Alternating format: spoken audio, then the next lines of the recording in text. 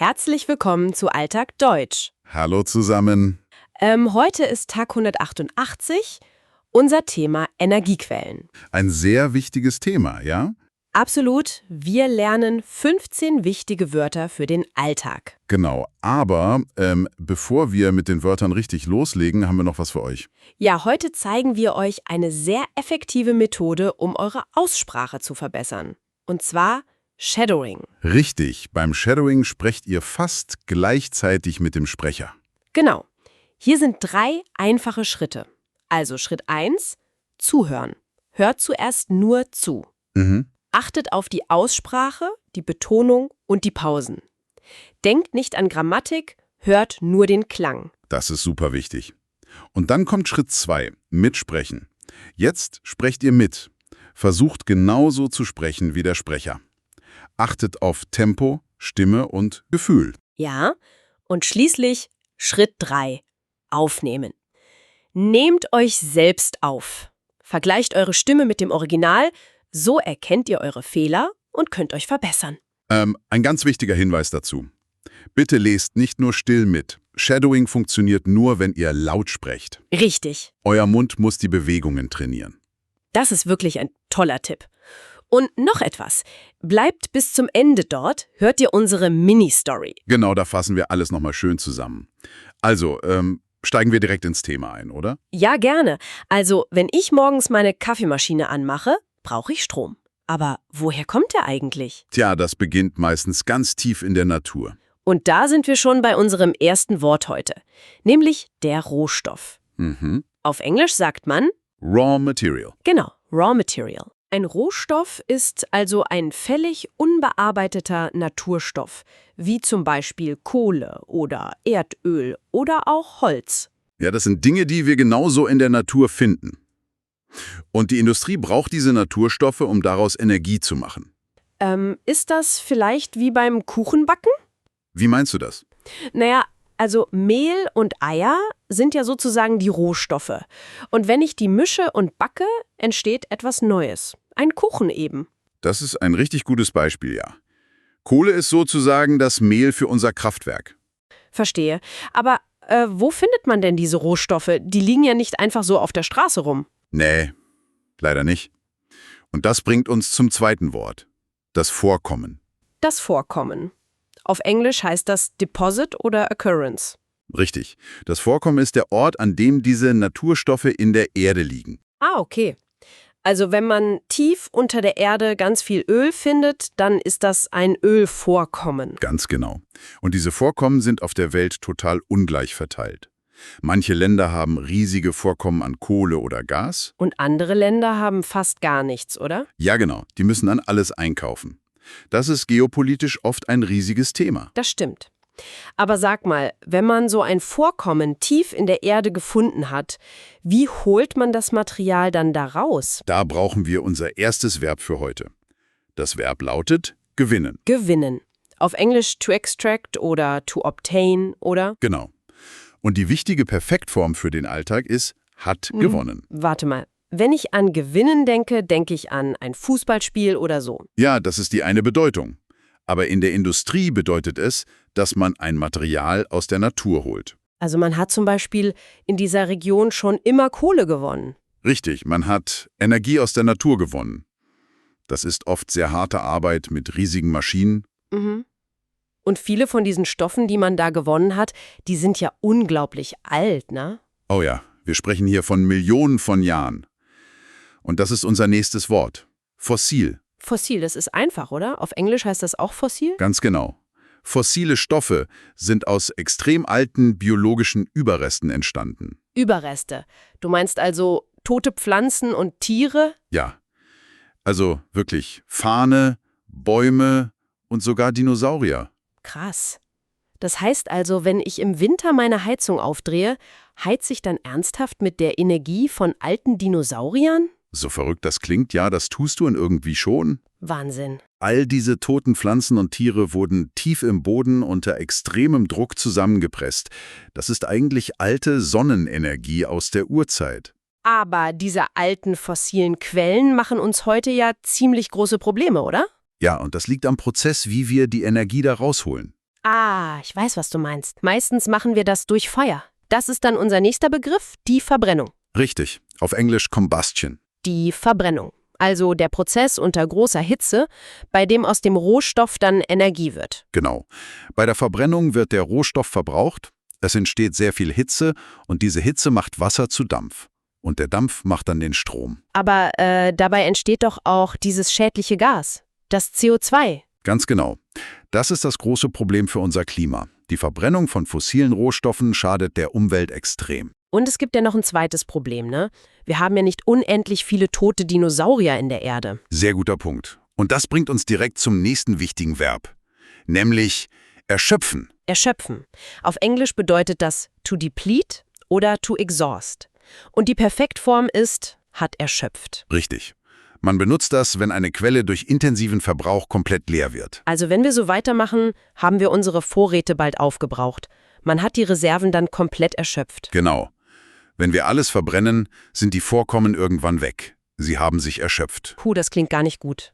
Wir brauchen also Alternativen, die kein CO2 machen und die sich nicht erschöpfen. Ja, und da denken viele sofort an eine bestimmte Technologie, die Kernenergie. Ah, die Kernenergie, auf Englisch Nuclear Energy. Das ist Energie durch Atomkernspaltung, oder? Richtig, richtig. Die Kernenergie produziert bei der Stromerzeugung nämlich fast gar kein CO2. Aber in Deutschland diskutieren wir da ja sehr intensiv drüber. Viele Länder nutzen das, aber Deutschland ist ja ausgestiegen, ne? Ja, das ist ein sehr emotionales Thema. Es ist eine Alternative zur Verbrennung, aber sie bringt ein anderes Problem mit sich. Sie gilt nämlich als sehr risikoreich. Risikoreich. Das ist unser nächstes Wort. Auf Englisch risky. Genau. Risikoreich bedeutet, dass etwas mit sehr großen Gefahren verbunden ist. Gefahren, die man vielleicht nicht kontrollieren kann. Ja, das verstehe ich. Wenn in einem Kernkraftwerk ein Unfall passiert, dann sind die Schäden für die Natur und den Menschen ja katastrophal. Richtig. Deshalb finden viele die Kernenergie zu risikoreich. Aber ist nicht jede neue Form der Energiegewinnung irgendwie risikoreich? Ich habe da neulich was über den Ozean gelesen. Ah, du meinst den Tiefseebergbau? Ja, genau, da fahren riesige Maschinen tief unten auf dem Meeresboden herum, um Metalle für Batterien zu suchen. Das ist doch für die Natur da unten auch extrem risikoreich, oder? Absolut. Wir kennen die Ökosysteme dort unten kaum. Das ist hochgradig risikoreich. Tja, jede Energiequelle hat wohl ihren Preis. Das stimmt. Aber eines ist klar.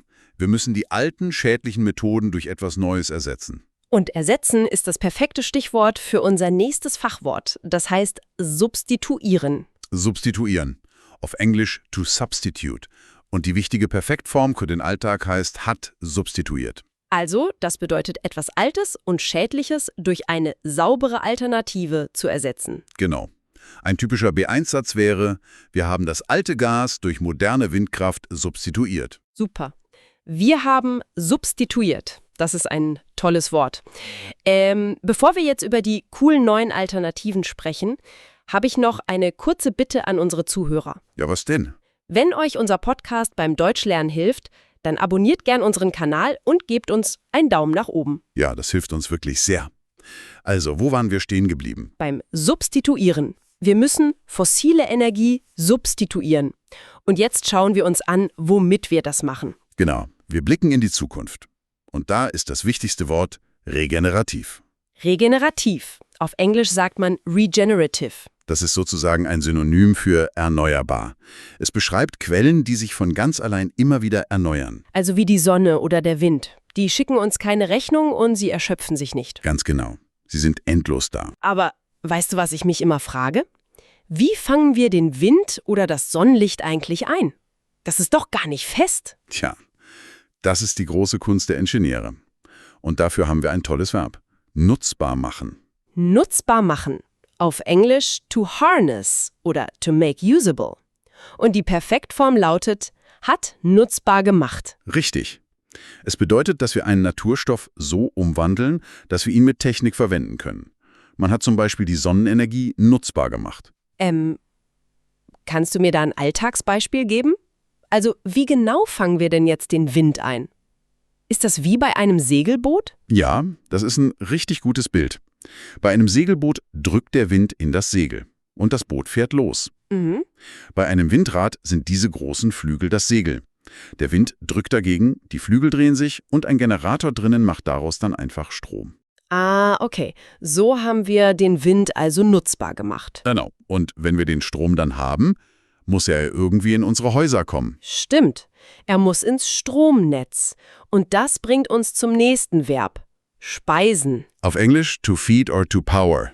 Die Perfektform ist Hat gespeist. hat gespeist. Also man versorgt ein System kontinuierlich mit Energie. Genau. Man könnte zum Beispiel sagen, der Fluss hat das Kraftwerk mit Wasser gespeist. Oder eben, das Windrad hat gestern viel Strom in das Netz gespeist. Ich stelle mir das immer so vor wie jemanden, der sehr viel Hunger hat. Das Stromnetz ist hungrig und wir speisen es mit Energie. Schönes Bild, ja. Und je intelligenter unsere Technik ist, desto besser können wir dieses Netz speisen. Da gibt es ein ganz wichtiges technisches Wort, der Wirkungsgrad. Aha, der Wirkungsgrad. Auf Englisch nennt man das Efficiency. Richtig. Das ist das physikalische Verhältnis zwischen der Energie, die in ein System reingeht, und der Energie, die am Ende nutzbar herauskommt. Oh, das klingt ein bisschen kompliziert. Kannst du das einfacher erklären? Klar. Nehmen wir alte Solarzellen auf dem Dach. Die haben oft viel Sonnenlicht bekommen, aber nur sehr wenig davon wirklich in Strom verwandelt. Der Rest wurde einfach nur heiß. Ah, okay. Also viel Sonne rein, aber wenig Strom raus. Das ist dann ein schlechter Wirkungsgrad. Genau. Und heute haben moderne Solarzellen einen viel besseren Wirkungsgrad. Sie fangen das Licht besser ein und verschwenden viel weniger. Verstehe. Ein hoher Wirkungsgrad ist also super, weil wir mehr Strom aus der gleichen Menge Sonne bekommen. Richtig. Und wenn eine Anlage einen hohen Wirkungsgrad hat, dann ist sie meistens auch extrem lohnend. Und das ist unser vorletztes Wort. Ertragreich. Ertragreich. Auf Englisch profitable oder high yielding. Genau. Wenn ein System sehr viel Nutzen oder eben viel Energie bringt, dann ist es ertragreich. Also große Windparks draußen auf dem Meer sind zum Beispiel sehr ertragreich, oder? Absolut. Da weht der Wind stark und fast immer. Diese Anlagen produzieren riesige Mengen an Strom. Sie sind extrem ertragreich. Super. Aber bei all dieser tollen Technik gibt es doch immer eine große Frage am Ende. Du meinst das liebe Geld? Genau, das Geld. Und das ist unser letztes Wort für heute. Erschwinglich. Auf Englisch affordable. Erschwinglich bedeutet, dass etwas finanziell günstig genug ist, damit ganz normale Bürger es sich leisten können. Richtig. All diese tolle Technik mit hohem Wirkungsgrad nützt uns ja gar nichts, wenn die Stromrechnung am Ende viel zu hoch ist. Genau. Die grüne Energie muss für die Familie zu Hause bezahlbar sein. Sie muss erschwinglich sein. Eine sehr schöne Zusammenfassung. Damit haben wir unsere 15 Wörter für heute alle erklärt. Wahnsinn, das ging schnell.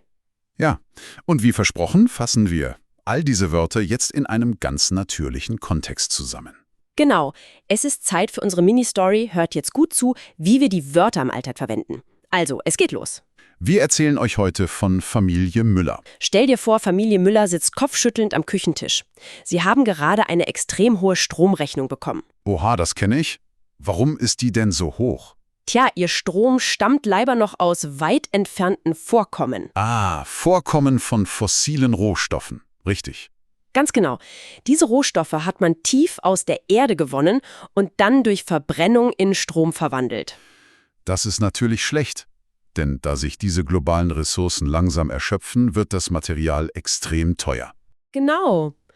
Und Herr Müller hat auch mal über Kernenergie nachgedacht, weil die kein CO2 macht. Aber für ein privates Haus ist das ja unmöglich. Und viele Nachbarn finden diese Technologie auch viel zu risikoreich. Richtig. Deshalb beschließt die Familie, dass sie die alte Heizmethode komplett substituieren wollen. Oh, eine sehr gute Entscheidung. Was machen Sie stattdessen? Etwas mit regenerativ? Ja, sie installieren moderne Solarzellen auf dem Dach, die regenerativ arbeiten. Super.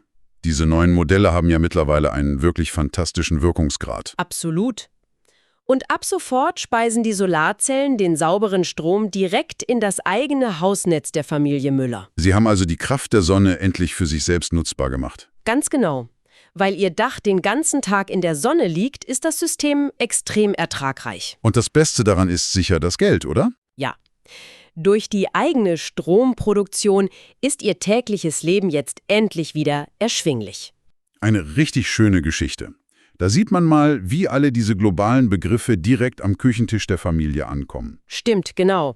Und jetzt seid ihr dran, liebe Zuhörer. Schreibt eigene Sätze mit den neuen Wörtern in die Kommentare.